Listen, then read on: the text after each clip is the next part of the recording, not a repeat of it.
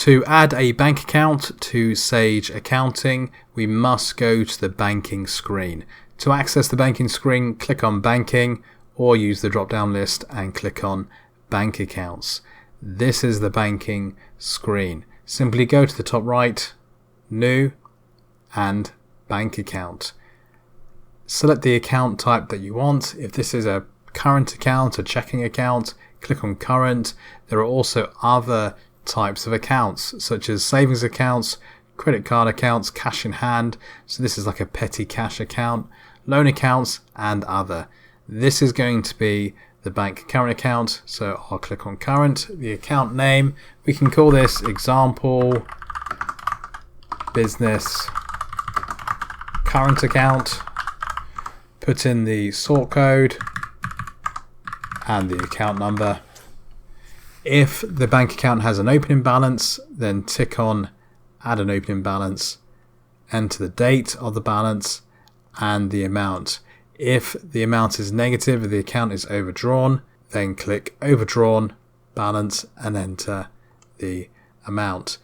Click Save and Connect. Sage will now want me to connect the bank using a banking feed. If you watched the previous video, you'll know that I won't be covering this in this course.